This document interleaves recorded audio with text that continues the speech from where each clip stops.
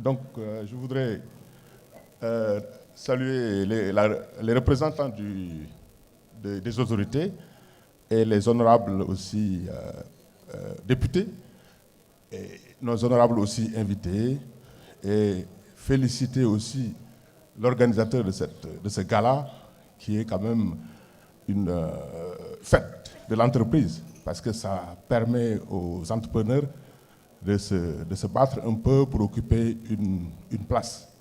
Parce que si on dit les 100 entreprises les plus dynamiques, je pense que tout entrepreneur voudrait être parmi ces 100-là. Donc, je voudrais féliciter tous les 100, mais féliciter particulièrement les récipiendaires qui ont reçu avant moi leur prix et leur trophée. Parmi eux, il y a le brillant banquier qui est Kofi de la Ecobank, et M. Fati aussi, que je connaissais depuis la Société Générale. Il fait partie des premiers cadres de banque de la place. Donc, c'est un cadre excellent. Donc, je ne peux pas ne pas remercier M. Barry qui m'a permis d'être parmi ces illustres entreprises.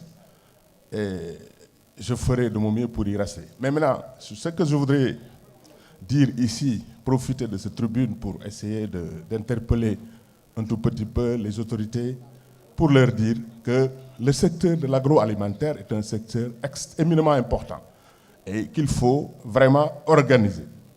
Et que ce secteur est libéralisé depuis 1989 et je vous assure qu'on en perd beaucoup d'argent parce que c'est un secteur où on ne gagne pas, le profit n'est pas important, mais s'il est encore désorganisé, on perd plus. Parce qu'on n'a pas le droit de spéculer avec ce secteur, ces produits qui sont des produits alimentaires. Tout le monde sait qu'on ne doit pas spéculer avec ça. Et maintenant, si on ne vous permet pas de vous organiser, c'est un tout petit peu les pertes à n'en plus finir. Les banques ne me démentiront pas et franchement, ce n'est pas une bonne chose pour l'économie. Et vous pouvez même constater, aujourd'hui, il y a même les producteurs de la vallée qui ont des quantités importantes d'invendus. Et pourtant, c'est des producteurs qui ont été encouragés par les autorités pour leur demander d'augmenter leur production. Et ils l'ont fait pour aider le président à l'autosuffisance, comme il l'a promis. Ils se sont investis, mais aujourd'hui, ils ont des quantités invendues. Parce que tout simplement, le secteur n'est pas organisé. Il faut qu'on accepte d'organiser ce secteur-là pour permettre aux gens, aux acteurs, de s'en sortir. Sinon, on va tous aller voir ailleurs, se retirer, et il n'y aura plus personne pour nourrir le pays. Donc, je voudrais saisir cette opportunité pour demander aux autorités de regarder de plus près si on veut cette autosuffisance qu'on a promis, autosuffisance alimentaire et particulièrement autosuffisance en riz.